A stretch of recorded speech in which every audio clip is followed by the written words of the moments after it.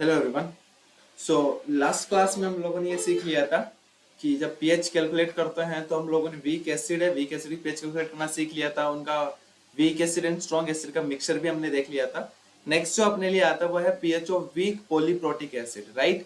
हमारे पास में नेक्स्ट पीएच का कैसा है, वीक पॉलीप्रोटिक एसिड। सबसे पहले अपने को ये समझना है कि पॉलीप्रोटिक वीक एसिड का मतलब क्या होगा। तो आपको ये चीज क्लियर होनी चाहिए कि पॉलीप्रोटिक एसिड का वीक एसिड का मतलब है कि एक से ज्यादा H+ देगा, मतलब वो डिसोसिएट होगा, वो एक से ज्यादा H+ में डिसोसिएट होगा।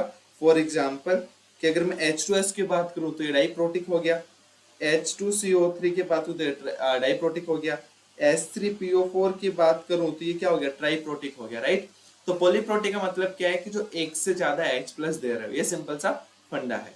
तो इनके पीएच अपने कैलकुलेट करना है तो बहुत ध्यान रखना है, काफी इंपॉर्टेंट फंडा है इसमें।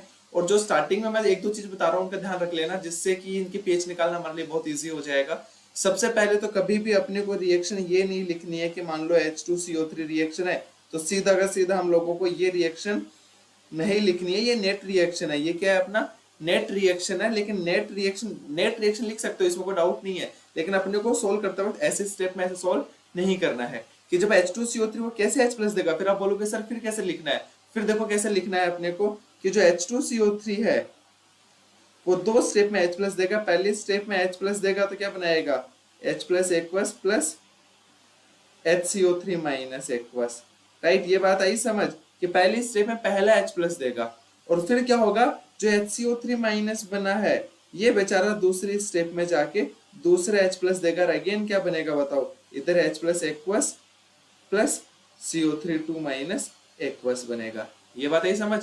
ये दो स्टेप में हुआ, पहले स्टेप में एक H+ देगा, दूसरे स्टेप में दो H+ देगा। फिर आप बोलोगे सर H3PO4 तीन स्टेप में H+ देगा, बिल्कुल सही बात है। H3PO4 तीन स्टेप में H+ देगा। पहले स्टेप में H+ दे क्या बनाएगा H2PO4 माइनस, दूसरे में HPO4 2 माइनस, तीसरे में PO4 3 माइनस। ये तीन स्टेप में H+ देगा। और ध्यान रखना इसीलिए H2CO3 उसके लिए दो ऐसे डिसोसिएशन कांस्टेंट होते हैं। ये समझ में आ रहा है, के की वैल्यू दो होती है। के की वैल्यू दो का मतलब क्या हुआ कि भाई पहला H+ देने के लिए K1 हो गया, दूसरा H+ देगा उसके लिए K2 हो गया। तो जो पहला लिख रखा है H2CO3 माइनस, उसके लिए जो रहेगा एक्सप्रेशन रहेगा वो Ka1 रहेगा। मतलब H2CO3 के डिसोसिएट होने का कांस्टेंट है ये, और ये रहेगा Ka2। अभी Ka2 किसका है ध्यान रखना, ये Ka2 है H2CO3 का। कि H2CO3 का Ka2 मतलब दूसरे स्टेप दूसरा H+ देते वक्त में क्या है, कैसे डिसोसिएशन कांस्टेंट है। या फिर इसको मैं ऐसा भी बोल सकता हूँ Ka1 ऑफ HCO3 माइनस। ये बात है समझ। K1 ऑफ HCO3 माइनस क्यों लिखा, क्योंकि देखो HCO3 माइनस को देखो यहाँ से तो पहला ही H+ जा रहा है ना, यहाँ से इसका पहला H+ क्या है, देखो H2CO3 का देखो तो इस स्टेप में दूसरा H+ जा रहा है। तो इस चीज का स्पेशली अपने को ध्यान रखना है। K1 पहला H+ के लिए K1 रहेगा, दूसरा H+ देगा तो K2 होगा H2CO3 का। और मैं बोल सकता हूँ K1 ऑफ HCO3 माइनस। ये बात है समझ। चलो इसके आगे बढ़ते हैं। अब आप बोलोगे सर क्या H3PO4 के लिए तीन K रहेंगे, डेफिनेटली। कि अगर मैं H3PO4 का एग्जाम्पल लूं उसके लिए के की कितनी वैल्यू रहेगी, K1 रहेगा, K2 रहेगा और K3 रहेगा। K3 मतलब तीन स्टेप में H+ देगा। मैं डायरेक्टली लिख देता हूं, देखो पहले स्टेप में क्या देगा H3PO4 किस में ब्रेक हो रहा होगा H2PO4 माइनस। नेक्स्ट स्टेप में किस में ब्रेक हो रहा होगा HPO4 2 माइनस। नेक्स्ट स्टेप में किस में ब्रेक हो रहा होगा PO4 3 माइनस। तो यहाँ पे K1, यहाँ पे K2 और यहाँ पे K3। और एक चीज का और ध्यान रखना, जो भी यहाँ पे मैं डेटा बता रहा हूँ बहुत स्पेशल है, ध्यान रख लेना। बहुत सारे बच्चे इस बात से गलती कर देते हैं कि भाई ध्यान रखना कि जो K1 है, जो Ka1 है उसकी वैल्यू बहुत बहुत ज्यादा होती है किससे, Ka2। और Ka2 की तो बहुत ज्यादा वैल्यू होती है Ka3 से। ये ध्यान रखना कि अगर पॉलीप्रोटिक वीक एसिड है तो उसके लिए हमेशा से ऐसा केस रहेगा। अब मैं वीक बेस की बात करूं, आप क्या बोल दोगे सर Kb1 ज्यादा होगा Kb2 से, और Kb2 तो बहुत ज्यादा होगा Kb3 से। ये बात आई क्या समझ। चलो तो ये वीक एसिड के लिए था, और Kb का केस दे दूंगा तो हमारे पास में क्या आ जाएगा, वो वीक बेस के वाला केस आ जाएगा। अब इसका रीजन भी समझ सकते हो, ध्यान से देखो कि अगर मैं ऊपर वाले इस एग्जांपल की बात करूं, यहां से समझाने की कोशिश करूं, ध्यान से देखना कि भाई H2CO3 है, ये इसका ये एसिड है श्योर। फॉर एग्जाम्पल मैं यहाँ पे लिख देता हूँ कि देखो जैसे सबसे पहले स्टेप में क्या हो रहा था अपना H2CO3 बेचारा एसिड है, ये एसिड है तो ये H+ देख के क्या बनाएगा HCO3 माइनस बनाएगा। और नेक्स्ट स्टेप में क्या हो जाएगा HCO3 माइनस पूरा ब्रेक होकर CO3 2 माइनस बना देगा क्या। तो ध्यान से देखने की कोशिश करना कि भाई ये बेचारा सिर्फ एसिड की तरह काम कर सकता है। ये किसकी तरह काम कर सकता है, एसिड सिर्फ H+ दे सकता है, बेस नहीं है। लेकिन अगर मैं बात करूं HCO3 की बात करूं तो ये एम्फी प्रोटिक स्पीसीज होगी क्या, ये क्या होगी एम्फीप्रोटिक स्पीसीज, एम्फीप्रोटिक स्पीसीज क्या बताई थी मैंने, जो H प्लस ले भी सकती है H प्लस दे भी सकती है। तो देखो यहाँ से अगर मैं इधर जाऊं तो H प्लस लूज कर रही है, एसिड की तरह काम कर रही है, लेकिन अगर मैं इधर बात करूं तो ये H प्लस गेन करके किसकी तरह काम कर रही है, बेस की तरह काम कर रही है।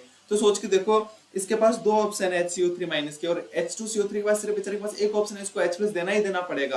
तो इसलिए मैं क्या बोल सकता हूँ, H2CO3 है वो एसिड, अच्छा एसिड रहेगा HCO3 माइनस के कंपैरिजन में। और मैंने डिस्कस किया था कि K1 की वैल्यू जिसके मतलब एसिड डिसोसिएशन कांस्टेंट की वैल्यू ज्यादा होती है, मतलब एसिड ज्यादा स्ट्रांग होता है। तो इसे कंक्लूजन क्या निकाल सकता हूं मैं कि K1 बहुत ज्यादा होगा किससे, Ka2 से। ये हर पॉलीप्रोटिक एसिड के लिए यूज होगा, इसका अपने को स्पेशली आगे ध्यान रखना है। ये बात आई समझ। चलो अब एक्चुअली हम लोग एक एग्जांपल के थ्रू चलते हैं, और मैं एग्जांपल H2CO3 का लेके चलता हूं, बाकी एग्जांपल आप खुद से करिएगा। कि मान लो हमें दे रखा है कि जो H2CO3 दे रखा है उसकी कॉन्सेंट्रेशन कुछ C दे रखी है, और उसके लिए एसिड डिसोसिएशन कांस्टेंट कहीं K1 दे रखा है और दूसरा K2 दे रखा है। ये बात आई समझ। चलो अब इसकी अपने को pH कैलकुलेट करनी है 25 डिग्री सेल्सियस पे। तो बताओ इक्विलिब्रियम क्या लिखोगे।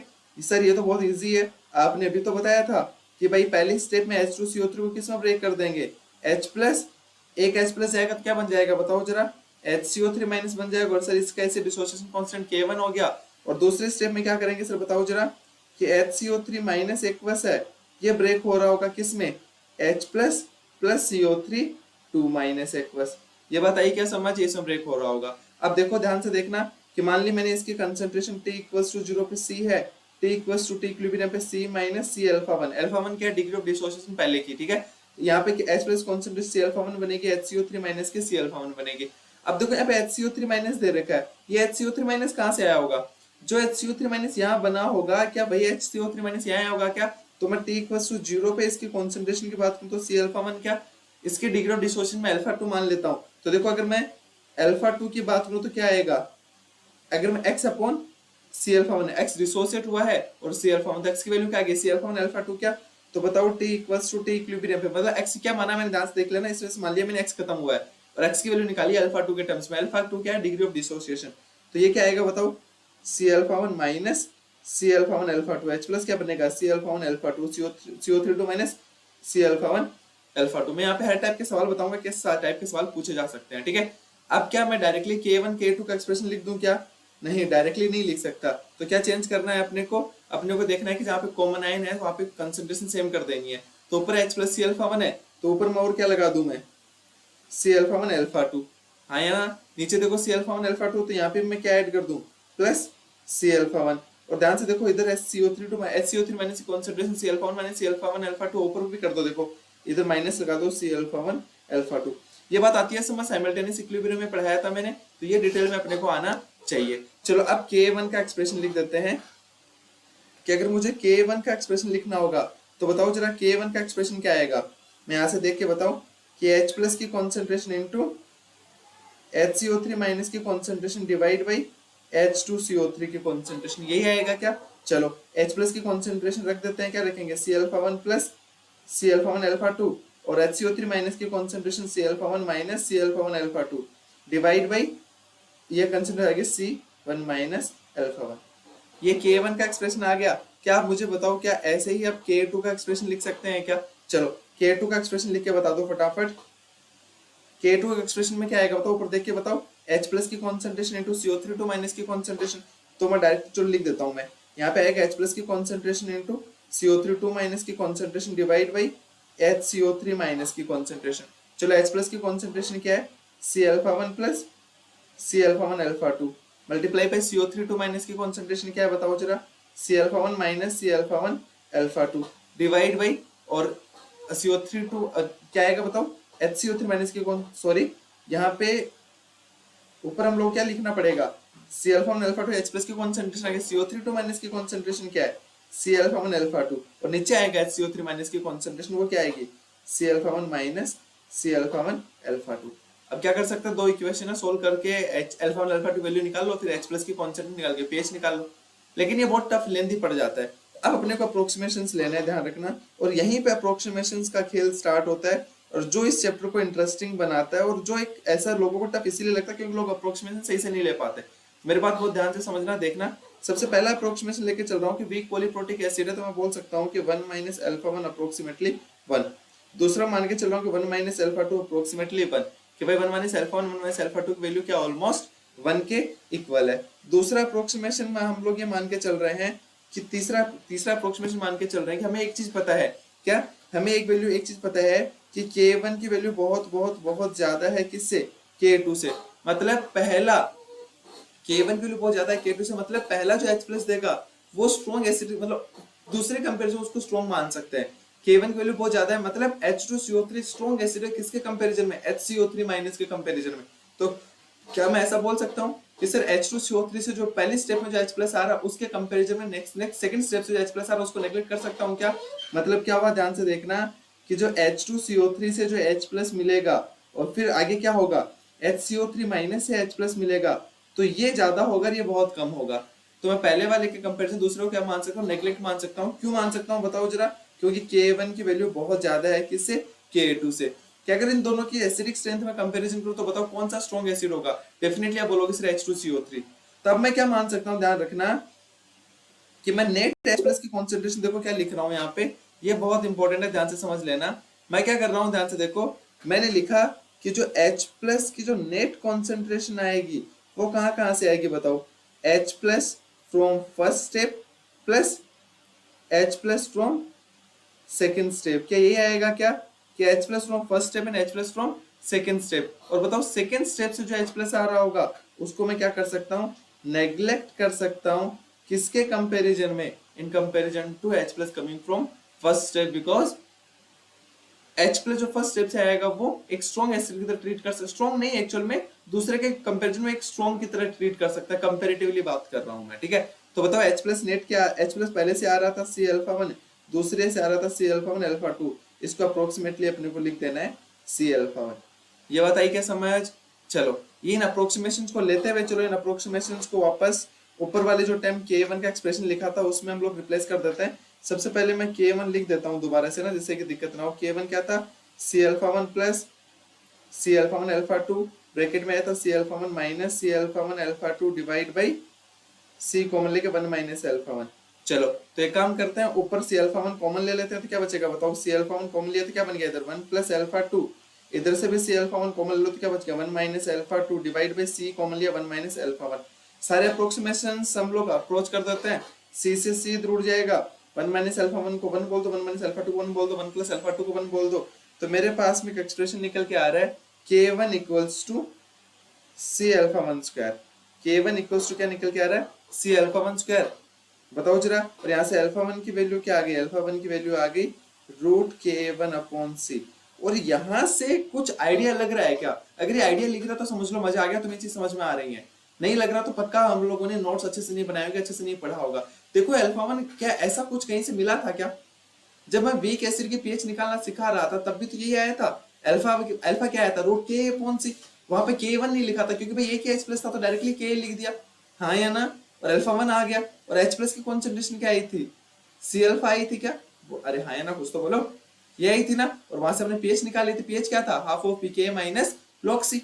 तो आप डायरेक्टली बता सकते हैं यहाँ पे। तो देखो H प्लस अल्फा 1 की वैल्यू आ गई, और H प्लस में आपको बता रहा हूँ कि H प्लस अपने को क्या मान लेना है कि H प्लस की अगर नेट कॉन्सेंट्रेशन बात करूं तो अगेन लिख देता हूं मैं C alpha 1 plus C alpha 1 alpha 2, लेकिन इसको अपने को नेग्लेक्ट कर लेना है क्योंकि ये ऑलमोस्ट नेग्लिजिबल है, सेकंड स्टेप से आ रहा है। तो H प्लस की कॉन्सेंट्रेशन C अल्फा 1 आ गई, तो बताओ जरा H प्लस की नेट कॉन्सेंट्रेशन क्या आ गई, रूट K1 इंटू C। और यहाँ से pH निकालना कोई टफ टास्क नहीं है, ऑलरेडी निकाल चुके हैं। pH क्या आएगी, half of pKa1 minus log C।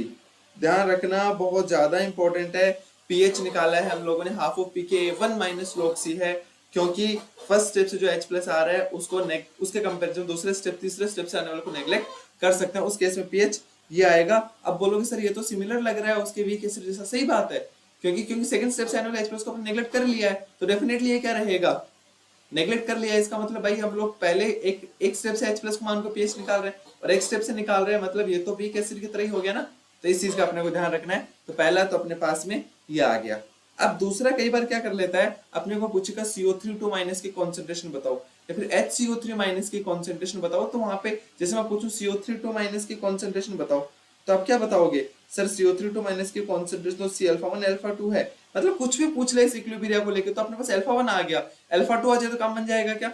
बताओ जरा, अल्फा 1 क्या आया, अल्फा वन आया रूट के one upon C. Alpha two कैसे निकालोगे बताओ जरा। अल्फा टू निकालने के लिए अपने को के टू का एक्सप्रेशन लिखना पड़ेगा। क्या याद है कि आपको के टू का एक्सप्रेशन अभी तो ऊपर तो लिखा था, उस के टू को कैसे लिखा था क्या, C alpha one plus C alpha one alpha two bracket में C alpha one alpha two divide by C alpha one minus C alpha one alpha two. क्या यही लिखा क्या। चलो इसे थोड़ा आगे और सोल्व करते हैं और बताओ कॉमन लेके देखते हैं। देखो क्या बना, K two equals to C alpha one common लो तो क्या बनेगा वन प्लस अल्फा टू, इधर C alpha one alpha two और नीचे भी सी अल्फा वन कॉमन लो तो क्या बन गया one minus alpha two. C alpha one उड़ा देते हैं, अप्रोक्सीमेशन लगा देते हैं। तो मेरे पास में यहाँ पे अल्फा टू की वैल्यू आ रही है, बताओ जरा। अल्फा टू की मेरे पास वैल्यू आगे ध्यान रखना K two upon C alpha one, K A to है ध्यान रखना, alpha two equals to K A two upon C alpha one. ये हमारे पास में वैल्यू आ चुकी है किसकी, ये हमारे पास अल्फा टू वैल्यू आ चुकी है। अब अगर आपको कोई पूछे बताओ CO3 माइनस के कॉन्सेंट्रेशन क्या, तो आप क्या बताओगे C alpha one alpha two. तो आपको फॉर्मूले भी याद होना चाहिए और आपको ये भी पता होना चाहिए कि फॉर्मूले कब वैलिड है, कब अपने को ये लगाना है। ये बात आई समझ। चलो फटाफट आगे बढ़ते हैं, एक सवाल की तरह सवाल सोल्व करते हैं जहां से चीजें और सीख पाओगे अच्छे से। सवाल अगेन आपको पता ही है, पीएच अपने को कैलकुलेट करना है। Calculate the pH of 0.1 molar aqueous H2S solution and also find concentration of HS minus S minus 2 and concentration of OH minus at equilibrium. ये अपने को पूछा है और K1 की वैल्यू आपको दे रखी है 10 टू पावर -7 और K2 की वैल्यू दे रखी है 10 टू पावर -14। ये देखिए लग रहा होगा सर देखो वैल्यू में बहुत ज्यादा डिफरेंस है। ये बात आई समझ। चलो अगर ये समझ में आया तो फटाफट ध्यान से देखो, सॉल्यूशन करना, सोल्व करना। तो अपने को देखो सबसे पहले देख के समझ में आना चाहिए कि सर H2S है। H2S देखते हैं समझ में आना चाहिए कि सर ये पॉलीप्रोटिक वीक एसिड का एग्जांपल है, बहुत इजीली हो जाना है। दो स्टेप में लिखोगे क्या, मैं इक्विलिब्रियम लिख के बता देता हूँ जिससे कि तुम्हारे लिए इजी हो जाएगा चीजों को समझना। ये क्या बनेगा H प्लस एक्वस प्लस पहले स्टेप बनेगा HS माइनस और इसके लिए K1 है।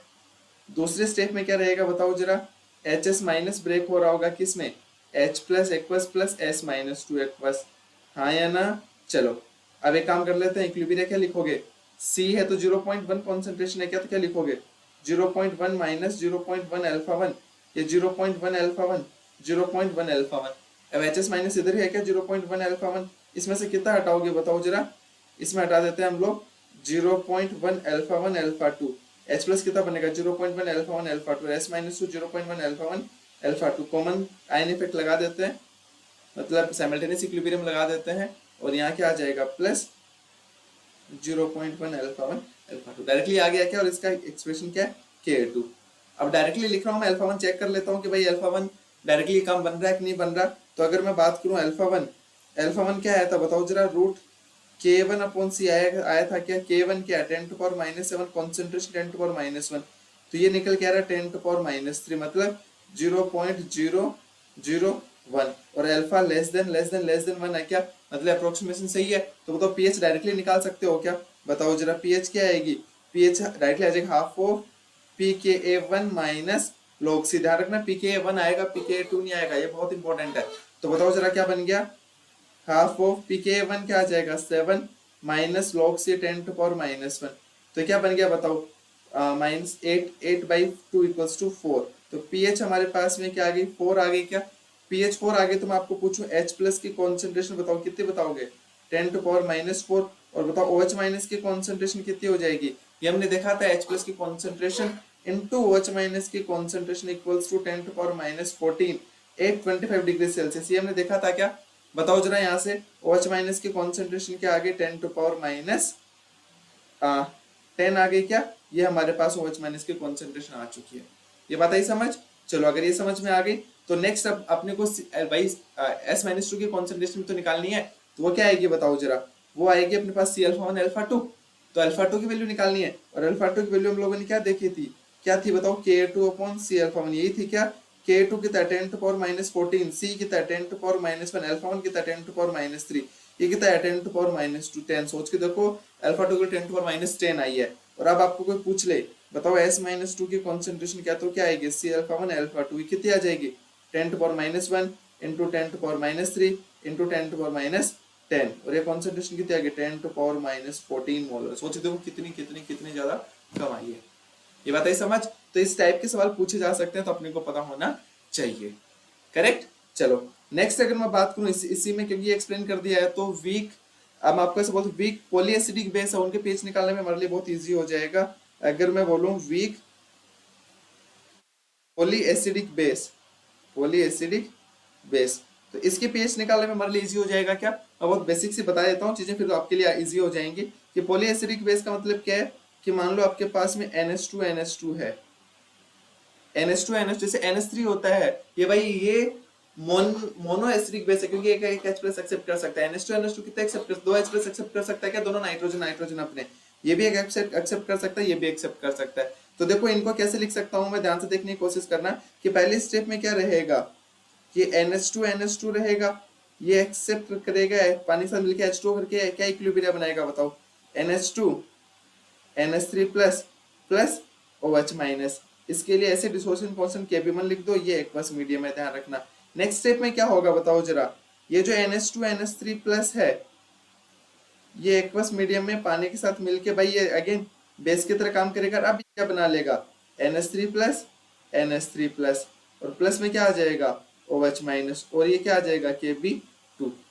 तो वो तो पहला बेस डिसोसिएशन कांस्टेंट था और दूसरा सेकंड OH माइनस या फिर बेस डिसोसिएशन कांस्टेंट बोल सकता हूँ। अगेन क्या लिखूंगा बताओ जरा मैं, C माइनस C-alpha-1, ये C-alpha-1, ये C-alpha-1, यहाँ पे C-alpha-1 माइनस क्या बनेगा C-alpha-1 alpha-2, ये बनेगा C-alpha-1 alpha-2, ये C-alpha-1 alpha-2। आई थिंक चीजें समझ में आ गई होंगी।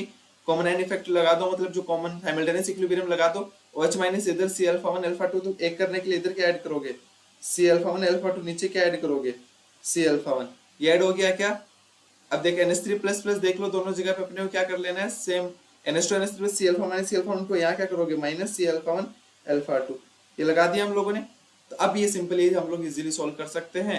अगेन सारे अप्रोक्सीमेशन हो जाएंगे। आप डायरेक्टली बता सकते हो कि OH माइनस की कॉन्सेंट्रेशन क्या आएगी रूट Kb1 इंटू C आ जाएगी क्या, या फिर मैं alpha-1 पूछूं तो आप डायरेक्टली बता सकते हो कि सर रूट जैसे एसिड के लिए आया था वो Kb1 अपॉन C, हमारे पास में ये alpha-1 की वैल्यू आ जाएगी। और अगर कोई पीओएच की डायरेक्टली वैल्यू पूछे तो क्या बता दोगे सर, बहुत इजी है, half of Pkb1 minus log C, ये ऑलरेडी हम लोगों ने ऐसे डिस्कस किया था, ऐसे में पीओएच निकाल सकते हैं।